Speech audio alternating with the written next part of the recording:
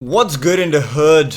I'm dating Hulk Hogan's daughter, Brooke. She's a that's enough for a very bad attempt of an intro. But today I will be bringing you guys a Q&A. I got some questions last night, yesterday afternoon-ish, depending on where you live. Obviously, we were actually trending in the United States for quite some time. That was awesome. You guys are the best. All right, first question: how did you choose the name Teeqo? Basically, it was me and a friend. Back in the days when we started recording, both of us, we wanted to have something to like brand ourselves with. So we just sat down an afternoon like writing down names. And it was actually my friend coming up with Teeqo, and we were both like, that's a fucking nasty name. And I took it, like I didn't take it from him.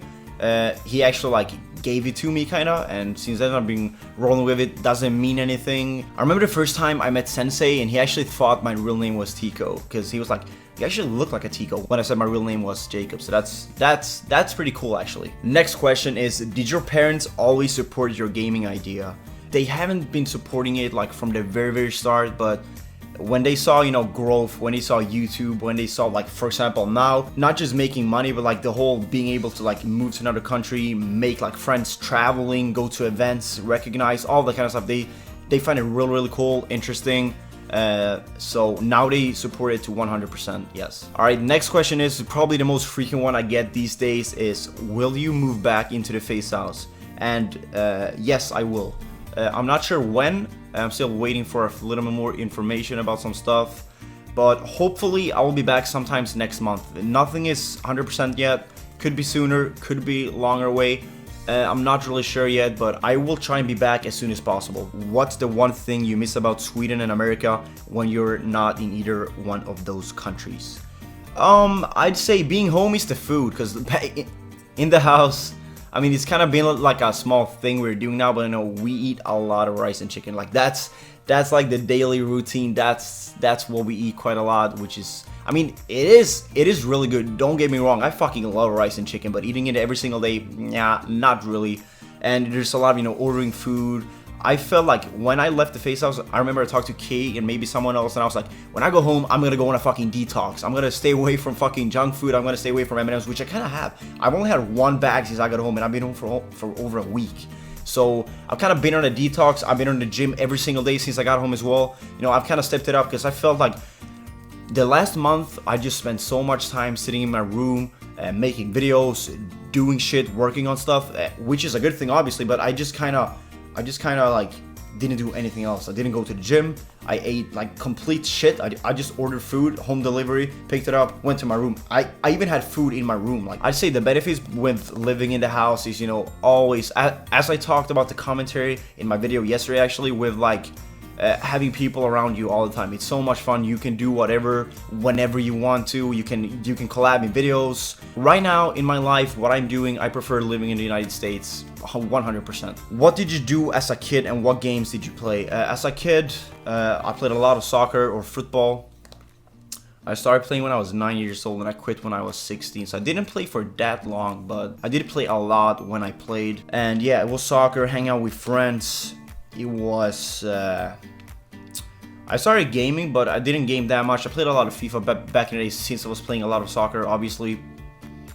And I played a few other games.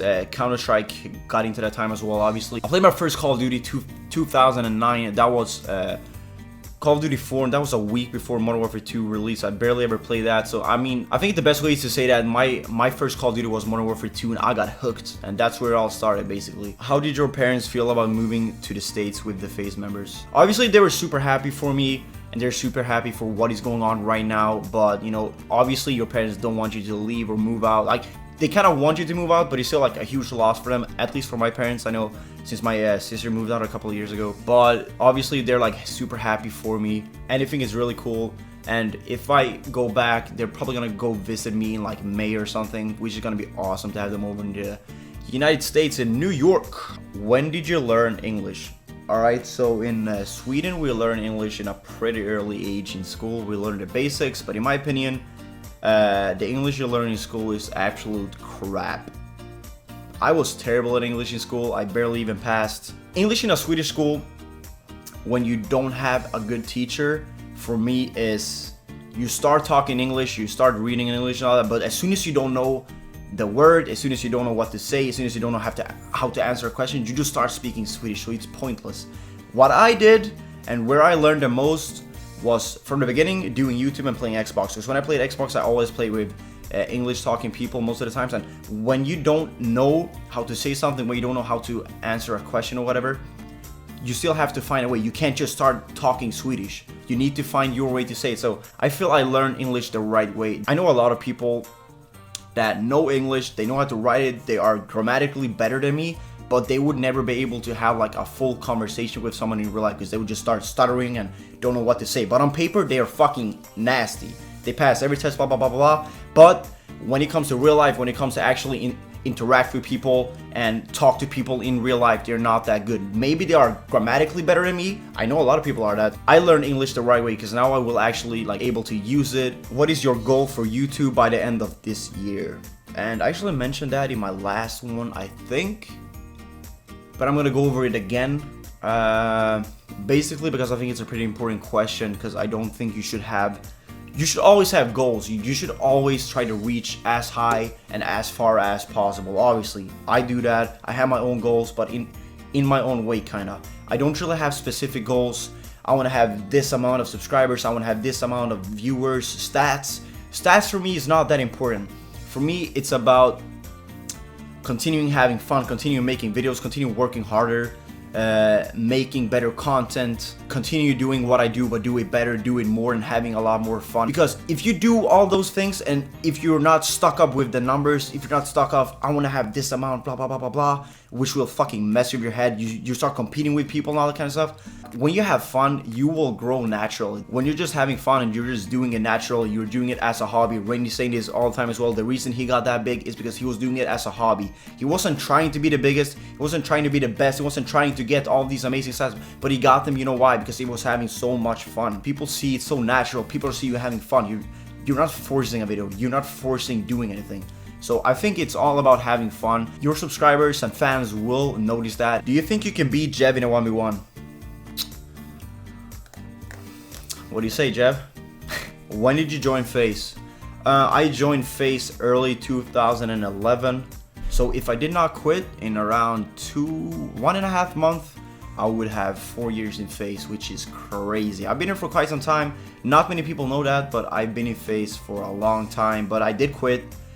But yeah, if you collect the years, as I said, I joined early 2011. How did you join FaZe Clan and who recruited you? Basically, back in the days, I was one of the first people out there to make episodes, my Tada episodes, that some of you may be familiar with. I was one of the first people to do such episodes when you collected like hill camps and all that kinds of stuff, and not making like big montage, because back in the days, big montages were like the thing. That was the fucking thing to do. But a few people, including myself, started making episodes and putting it out more frequently. And I actually got a message from Tommy or Temper on my YouTube channel, and he basically just, yo, what's your Skype? I would like to talk to you. And we started talking a lot, and then just joining FaZe came like a natural thing when I started playing with them a lot more, when I started talking to them a lot more. Clan history. Let me see. Fuck that! FaZe is my only clan, actually. I was solo and then I joined FaZe. I've never cared about joining any other clan. I was actually asked to join quite a lot of clans back in the days, but I was like, I'm gonna wait for FaZe, because what I just said as well, I started playing with them a lot. I've like always enjoyed being solo, and this is a little tip for all of you guys, because so many people are so caught up to join clans, and when I join this clan, this will be the next clan to join, and then it will be this clan. Like, you should not see it that way. You shouldn't just see a team as the next step. That's the completely wrong way, in my opinion. And what I did, what I think is the right way to do it, and that's what got me pretty big back in the days. I was one of the biggest FaZe members back in the days. The biggest reason because of that was that I was staying solo. People subscribed to me because of Teeqo, not because of FaZe Teeqo, not because of their Teeqo, not because of whatever clan were around back in the days. They subscribed to me because of me, because there's a lot of people out there these days that, like, even now in FaZe, they get followers and they get fans because they're in FaZe. I'm not hating on anyone. I'm just saying I love FaZe Clan, but I want people to subscribe to me because of Teeqo, not because of I have 4 letters in front of my name. So I think it's all about branding yourself. and I think it's a very smart choice to stay solo and build your own fan base because of who you are and not because of what clan you're in. That's my biggest advice to any of you. Alright guys, that's pretty much it for today's video. If you want to see more videos like this, want a Q&A or just interact, talk to you guys, answer some questions, go over certain topics, whatever, doesn't really matter. If you want to see more videos like that, leave it in the comments below and make sure to drop a like if you enjoyed. Always helps out, and I'll talk to you guys later. Have a good day.